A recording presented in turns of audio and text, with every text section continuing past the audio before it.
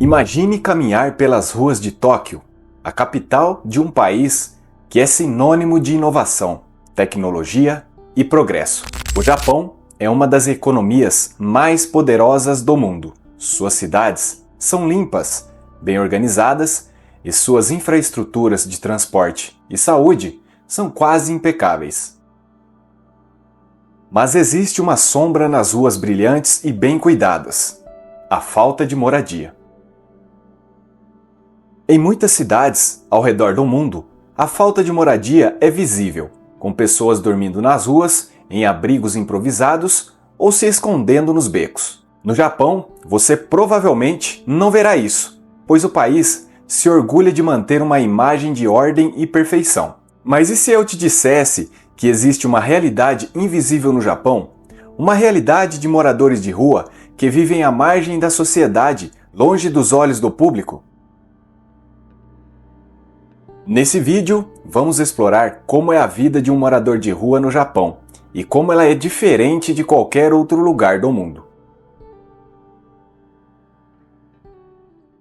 O Japão possui uma das menores taxas de falta de moradia do mundo, mas será que isso reflete a realidade? Ou será que essa estatística está maquiando um problema maior? Um problema escondido à vista de todos. Prepare-se para uma jornada que revela o que o governo japonês não quer que você saiba. O Japão, como mencionei, tem uma das menores taxas de falta de moradia do mundo, com cerca de 5.000 pessoas vivendo nas ruas, de acordo com dados oficiais. Isso é uma fração comparada a outros países desenvolvidos, como os Estados Unidos, onde o número de sem-teto é muito maior. Mas será que essa estatística é precisa ou há mais por trás dessa menor taxa? Na verdade, muitos especialistas apontam que o número real de moradores de rua no Japão é muito maior do que os 5.000 informados pelo governo. De acordo com estimativas não oficiais, o número pode chegar a 30.000 ou até mais. Mas o problema está em grande parte invisível. O Japão tem uma cultura profundamente enraizada de esconder a pobreza, especialmente em suas grandes cidades como Tóquio e Osaka. E essa invisibilidade é muitas vezes uma escolha. Por exemplo, muitos dos moradores de rua do Japão não são contados nas estatísticas oficiais. Eles vivem em cybercafés, em espaços urbanos pouco visíveis ou em vilas remotas onde quase ninguém se importa em contar. Eles estão necessariamente na rua, mas vivem em condições extremamente precárias. Esses espaços são uma solução temporária para quem não tem condições de pagar aluguel, mas ao mesmo tempo são lugares onde os moradores não são reconhecidos como parte da sociedade. Isso nos leva a um ponto crucial: a marginalização dessas pessoas. Muitos preferem se esconder, viver fora dos olhos da sociedade, do governo e da mídia, porque o estigma de ser sem teto no Japão é poderoso. É visto como uma falha pessoal. Eles não querem ser associados a essa vergonha social. Para muitos, isso é uma forma de proteger sua dignidade, ainda que, na realidade, estejam apenas fugindo de uma situação desesperadora. Vamos tomar o exemplo de Robin. Ele estava numa situação muito comum entre os jovens japoneses da geração perdida. A história dele, como a de muitos, parece até um reflexo de uma sociedade que cobra demais e dá pouco em troca. Vejam só, ele trabalhava tanto na luta diária, mas ainda assim a vida dele parecia estagnada. Ele estava literalmente preso em um ciclo de trabalho exaustivo e mal remunerado. Eu sei que para muita gente no Japão, isso é uma realidade diária. Aqui no Brasil, até a gente sabe como é sentir essa pressão, a necessidade de fazer mais, trabalhar mais. Só que no Japão, o jogo parece ser ainda mais duro. Imagina a sensação de estar ali todos os dias, se esforçando e no final não vendo o resultado que esperava. Robin, um cara jovem com 37 anos, cheio de potencial, mas a economia não deixa. Eu não sei vocês, mas eu fico pensando, até que ponto uma sociedade pode continuar a exigir tanto do indivíduo. A rotina dele não era só exaustiva, mas sem chances reais de crescimento. Isso é muito triste, porque imagina só, ele trabalha para sustentar seu estilo de vida, mas chega um momento em que a falta de apoio, as dívidas e a falta de rede social literalmente o jogam para fora de casa. E o pior, sem qualquer perspectiva. Ele se torna um sem-teto temporário. Isso é muito comum no Japão, como a gente está vendo. E o que acontece com a saúde mental de quem passa por isso? Como é a autoestima dessas pessoas? A combinação de pobreza extrema e isolamento social pode aumentar o risco de pessoas se envolverem com o consumo de substâncias como uma forma de lidar com a dor emocional, o estresse e a desesperança de sua situação. Isso ocorre em um ambiente onde a pressão social é altíssima e qualquer falha é vista com um olhar severo. Para muitos, como Robin, sem uma rede de apoio ou ajuda externa, a tentação de buscar alguma fuga temporária, seja em forma de substâncias ou outras maneiras, pode se tornar uma forma de lidar com a solidão.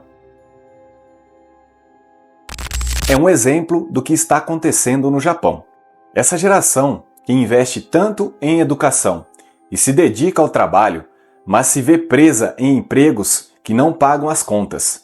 É um paradoxo, né? Eles estudam, se preparam, mas o mercado de trabalho não está mais acompanhando essa preparação. O que está acontecendo lá pode ser um reflexo de algo que pode acontecer em outros lugares também. E a verdade é que essas histórias estão se tornando mais frequentes. Eu fico realmente impressionado com a falta de soluções que o Japão oferece. Esse caso de Robin não é isolado, como eu disse. Tem milhares de jovens japoneses altamente capacitados que estão se afundando na mesma situação. E isso não está acontecendo apenas no Japão, não é mesmo? Eu já vi em outros países também. Inclusive, aqui no canal temos uma playlist só sobre isso. Isso nos leva a pensar sobre como o sistema de trabalho em qualquer lugar pode estar criando situações onde o indivíduo não consegue sair do lugar. Agora, se o Japão continuar assim, essa geração de jovens sem um futuro promissor, o que vai acontecer com eles? Isso é algo para a gente pensar. O que está por trás dessa geração perdida? Eles não têm as mesmas oportunidades, mesmo se esforçando mais do que nunca. E é isso que faz essas histórias tão impactantes. Robin não é apenas um caso isolado, ele é um reflexo de algo muito maior. A realidade de Robin é um reflexo da situação de muitos jovens no Japão. A falta de moradia no país é um problema crescente, especialmente entre os mais jovens. Com salários estagnados e uma economia que não oferece oportunidades suficientes, a geração mais nova se vê com poucas alternativas. Muitos japoneses jovens estão enfrentando uma pressão econômica imensa. Eles têm que lidar com o alto custo de vida, especialmente em cidades grandes como Tóquio, onde o preço de um pequeno apartamento pode facilmente ultrapassar os $1.000 mensais. Ao mesmo tempo, muitos jovens japoneses se sentem pressionados a seguir as expectativas familiares e sociais. O Japão tem uma cultura onde a conformidade e a lealdade ao trabalho são extremamente valorizadas, mas a realidade é que as oportunidades de trabalho bem remunerado são limitadas. Mesmo com um diploma universitário, muitos jovens japoneses estão subempregados e ganhando muito menos do que merecem, o que torna quase impossível sustentar uma família ou até mesmo pagar um aluguel básico. A crise habitacional no Japão é uma das razões pelas quais muitos jovens acabam vivendo em condições precárias, seja em cybercafés, seja em áreas abandonadas ou até mesmo se escondendo em locais sem qualquer infraestrutura básica. O Japão, como qualquer país, não está imune às falhas econômicas, e essa falta de estabilidade econômica está criando um ambiente onde os mais vulneráveis estão sendo deixados para trás. Agora, vamos olhar mais de perto como os moradores de rua no Japão sobrevivem. Para muitas pessoas, a solução mais acessível é viver em cybercafés, que oferecem uma espécie de abrigo temporário por um preço baixo. Esses lugares são populares entre aqueles que não têm uma casa para voltar, oferecendo um espaço onde é possível dormir, comer e acessar a internet. Em algumas redes de cybercafés, é possível tomar banho e até dormir em pequenos cubículos. Embora seja uma solução conveniente para algumas pessoas, a vida em um cybercafé não é nada confortável. Não há privacidade, o espaço é pequeno e as condições não são adequadas para uma vida digna.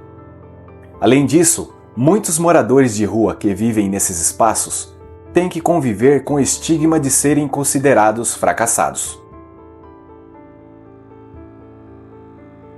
E se isso não for suficiente, esses lugares estão longe de serem uma solução de longo prazo. Por outro lado, existe uma rede de vilas de moradores de rua, onde as pessoas constroem suas próprias casas improvisadas e tentam viver uma vida mais autossuficiente. Esses locais são geralmente afastados das grandes cidades e ficam nas margens de rios ou em áreas rurais, onde a vida é mais simples, mas também muito mais difícil. Essas pessoas enfrentam desafios imensos, pois mesmo em vilas afastadas, os recursos são limitados. Eles têm que se virar com o que conseguem, plantando o próprio alimento e vivendo de forma isolada. O acesso a serviços essenciais como saúde, educação e até mesmo a água corrente é extremamente limitado. A vida para eles é uma luta constante para sobreviver. A situação dos moradores de rua no Japão levanta uma questão importante. Para onde está indo o país? O Japão, como uma potência mundial, tem condições econômicas para resolver muitos de seus problemas sociais, mas está falhando em lidar com as questões estruturais que afetam a sua população mais vulnerável. O governo japonês, apesar de suas políticas públicas de bem-estar social, não tem oferecido soluções eficazes para o aumento da desigualdade social e da falta de moradia. O sistema de bem-estar social no Japão é muito limitado e em grande parte baseado na autossuficiência individual, o que deixa muitas pessoas sem apoio. Isso reflete uma falta de ação para resolver as causas profundas da pobreza, como o alto custo de vida e a desigualdade de renda. De acordo com o Japan Institute for Labor Policy and Training, o número de famílias japonesas vivendo abaixo da linha da pobreza tem aumentado, mas a resposta do governo não tem sido necessária. É possível que, se o Japão não começar a repensar suas políticas sociais, ele enfrente uma crise ainda maior no futuro, com mais pessoas sendo empurradas para a marginalidade. Agora, mais do que nunca, é essencial que o Japão abra os olhos para a realidade de seus moradores de rua. Se o país quiser manter seu status como uma nação desenvolvida e próspera, ele precisa começar a tratar a pobreza de uma maneira mais humana e eficaz. Mas o que pode ser feito? Será possível que o Japão adote novas políticas públicas que realmente ajudem os mais vulneráveis? Ou será que, em nome da imagem perfeita que o país quer projetar, os invisíveis continuarão a ser esquecidos? Eles precisam de políticas que garantam o acesso à moradia digna, à educação e ao emprego, além de um sistema de saúde que atenda a todos, não apenas aqueles que já estão em uma posição privilegiada. Agora que você conhece mais sobre a realidade dos moradores de rua no Japão, me diga, o que você acha sobre a forma como esse problema é tratado? Deixe sua opinião nos comentários e não se esqueça de compartilhar este vídeo para que mais pessoas conheçam a verdade sobre essa questão. E claro, inscreva-se, deixe seu like e ative as notificações para não perder nenhum vídeo do canal, porque aqui tudo é incrivelmente magnífico.